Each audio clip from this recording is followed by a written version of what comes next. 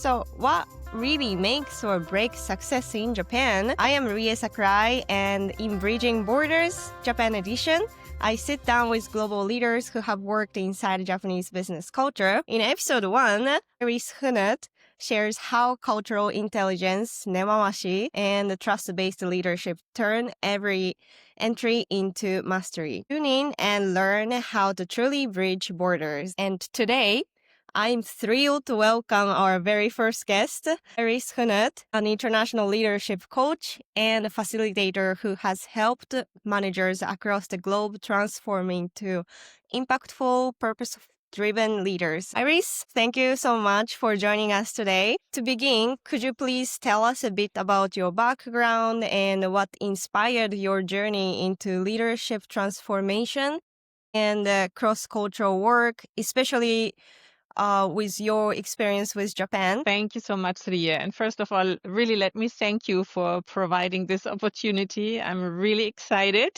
to be part of this really fantastic and meaningful project. So I hope that I can contribute a little bit with the experience that I'm sharing today. Yeah, so to your question, what is my journey? So when I was around 15 years old, I found a book that described how Japanese characters came into existence. And I was completely fascinated by that book. And I thought, wow, that would be a language I really would love to study a little bit more. And then when I was about to find a good course at the university, I was very lucky that I found that new curriculum that combined both business administration, economics, East Asian studies, and Japanese. So I applied, passed the exam, and I was one of 15 students that was then allowed to start with this very brand new curriculum. And this was back in 1988, so really very long time ago. And after 2 years, we were prepared to spend 1 year as an intern in Japan. And so we had to study hard to have the language skills ready so that we can survive in Japan. And it was a wonderful experience. I really completely immersed into the Japanese culture and learned the language, and of course had a lot of mishaps also during that time. Then I went back to Germany. I completed my exams, and then I received a scholarship from the government to research on the topic of HR strategies in Japanese organizations. And then I joined the Japanese organization for several years, and then had the fantastic opportunity to switch sides and establish my own business, and started to do cross-cultural consultancy work, and also started to deliver cross-cultural workshops on Japanese business. And it was during that time when I did not only spend a lot of time in Japan, but also across China, South Korea, and other Asian countries, that I realized no matter how good the technology was, no matter how good a project was prepared, if that core understanding, that core trust that really helped to create a wonderful project was not there, then there was always something missing. And this really intrigued me. And then I went to Portland, Oregon in the United States and engaged in my first coach educational program. And this was really an eye-opening experience for me, because at that time I had another business. I exported organic green tea from Japan to Europe. And then I had the strategic consultancy work. And then I realized I need to really find my call and my purpose. And this was really about and around leadership development and how to help their teams become really one team in that global world and in this new work environment that we are experiencing. Yeah, and then I engaged in a 2 years coach educational program, and I am now a professional certified coach with the International Coach Federation. I also took a master degree in organizational development and learning with the new media. I published also a book on how to do business with the Japanese, that's in German, and I'm currently working on an English version. And then also, ever since then became a leadership coach and facilitator. It's wonderful to see how the whole experience comes together. I'm very happy to hear your background. I'm sure our audience is very interested to hear more about you. And please let us know when you publish the English version. of the ebook. And yeah, we would love to read. I'll be the first one to read. Thank you, dear. Let's dive right into our first question. Question 1, cross-cultural due diligence, the hidden factors that make or break Japan entry. So Iris, your expertise in cross-cultural due diligence gives you a unique perspective that goes far beyond the traditional financial analysis. Most companies focus heavily on the market size and revenue projections when entering Japan, but you understand the human and the cultural factors that can determine success or failure. Can you please share a specific story from your consulting experience where cultural due diligence revealed critical insights that weren't apparent in standard business analysis? And also, what were the red flags or opportunities that emerged?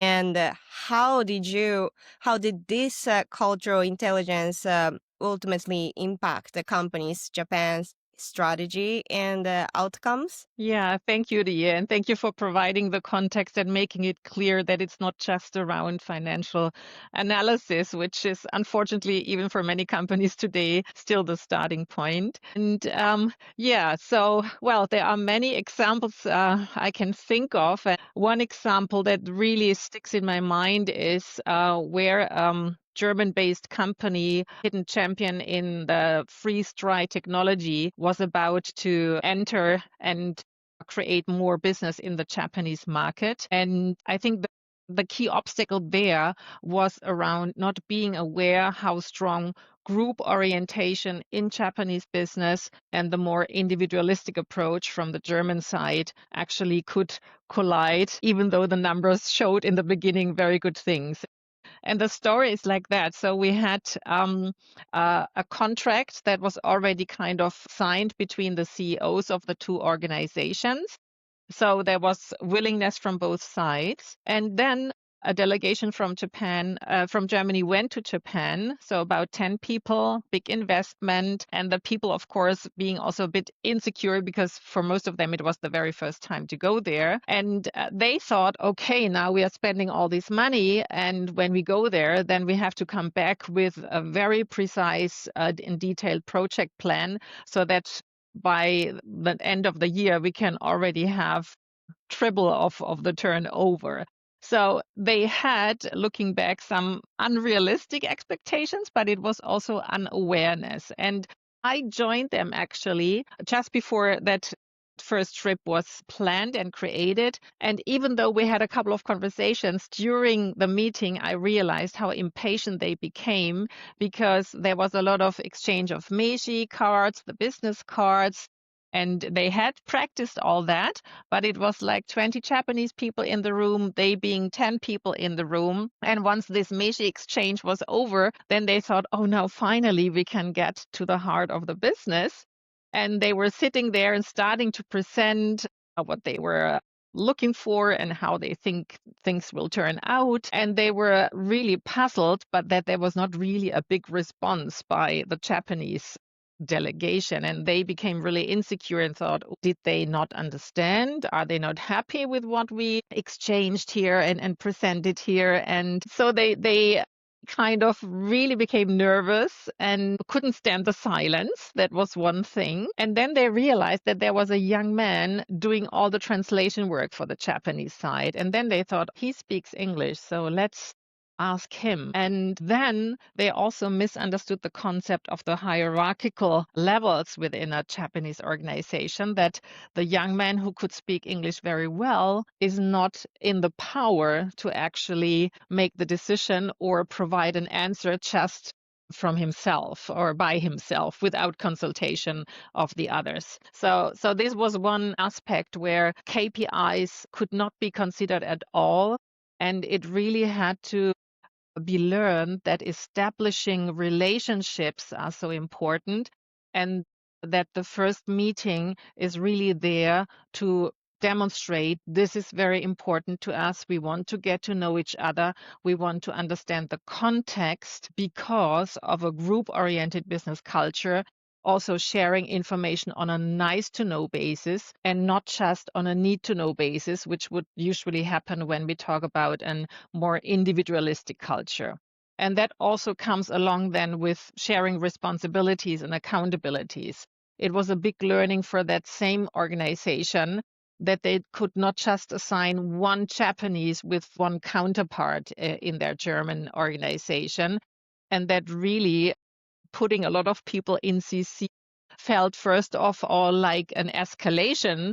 But for the Japanese people, it was really important to have everybody informed. So kind of, yeah, in a nutshell, it was group orientation versus more individualistic orientation, and not getting misled by the thought that if one person speaks English, that that person also can make the decision. Plus that also how you share information, how you create alignment, and how you demonstrate your authority is a very different thing in these different business cultures. Thank you so much for sharing the real story. It was really interesting, especially the both cultures very well. And I'm I'm wondering, like, if from the German side, like, can the decision makers be anyone who speaks English?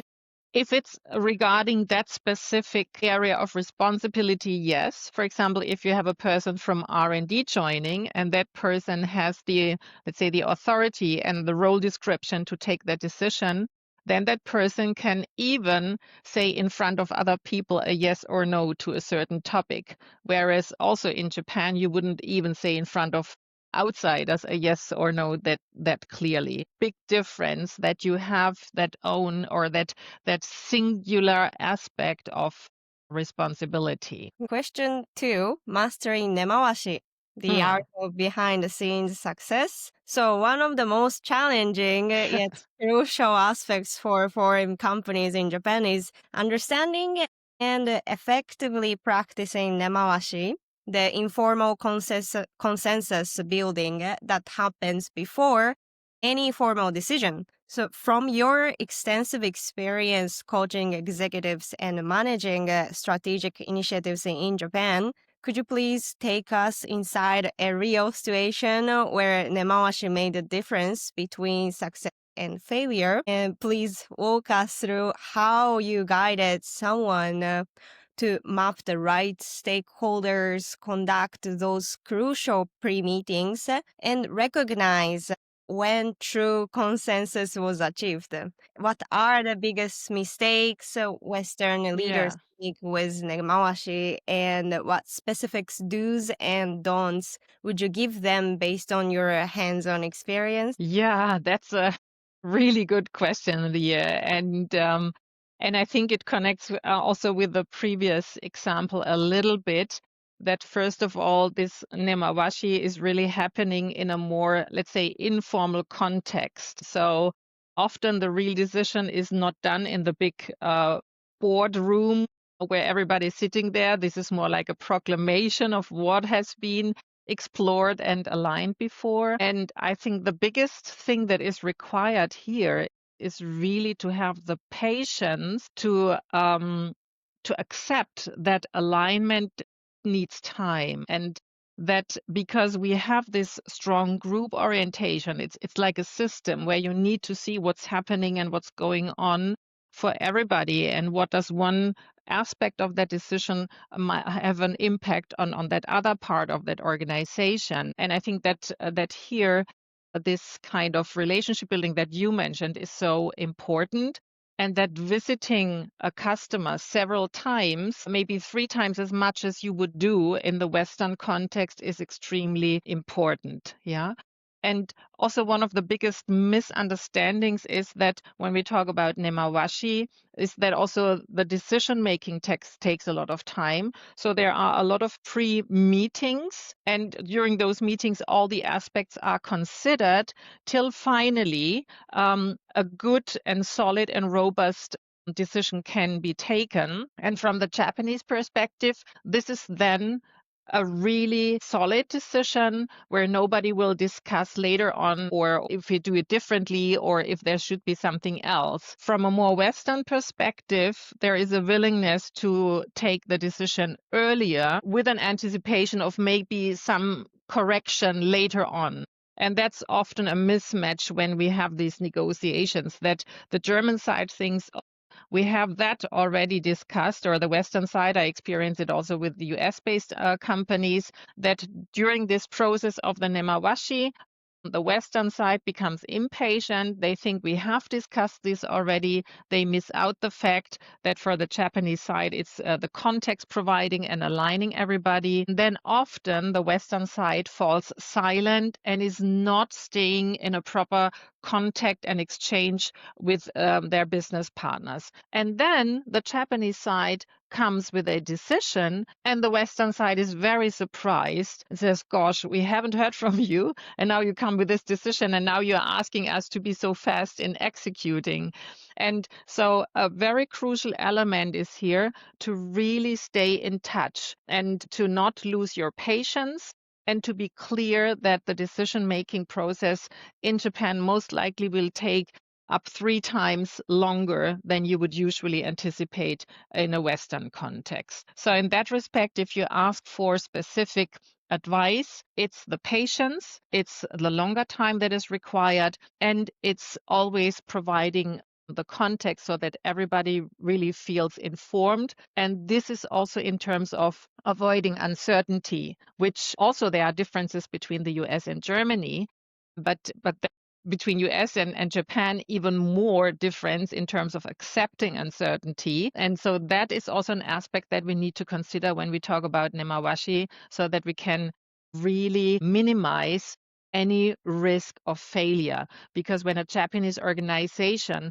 starts to work with a Western organization, they are aware that there's a different concept of culture, and that actually reinforces their need to really be sure that the steps they are taking might not end up in any face loss and maybe even damage their market position within the Japanese market. Our last question is from market entry to market mastery, building sustainable leadership and trust. So your current focus on helping leaders turn trust, happiness, purpose, and performance into meaningful behavior aligns perfectly with Japanese business values of long-term relationship building. For companies that have successfully entered Japan but want to transition from survival mode to deeply embedded sustainable success, what are the most critical leadership development and organizational culture investments you recommend?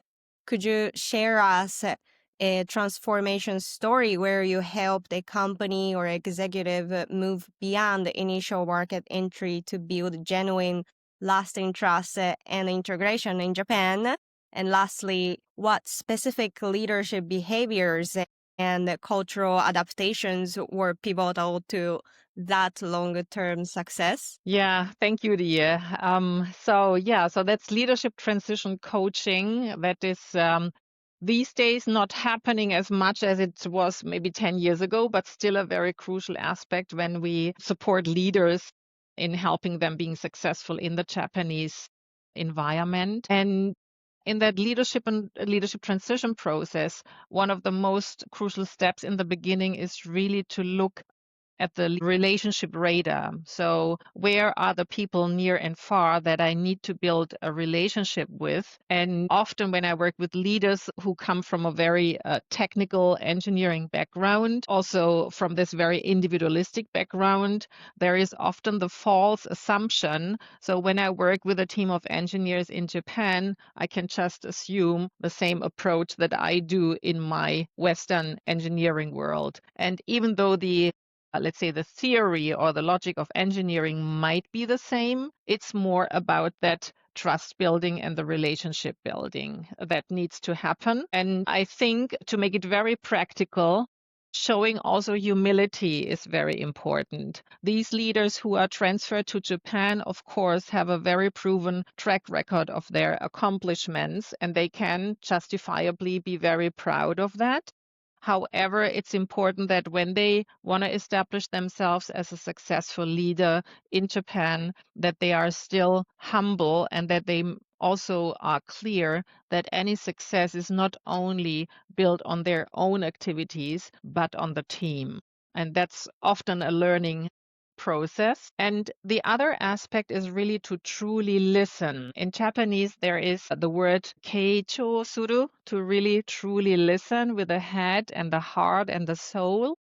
And I think that's a beautiful picture because even if you are in a very technical environment, the people that you lead, they are not technical, they are human beings. So you really need to connect with them also from your heart and demonstrate that you care, that you ask a lot of open-ended questions, which is really very helpful in the Japanese context. Because if you just ask a question where the Japanese side could say yes or no, you will always receive a yes, because this direct and blunt no almost feels like destroying the relationship, which nobody wants to do. So open-ended question, having really a growth mindset, the willingness to explore and learn what's going on for the other side. These are so important factors. And it's even in a non-Japanese environment very applicable.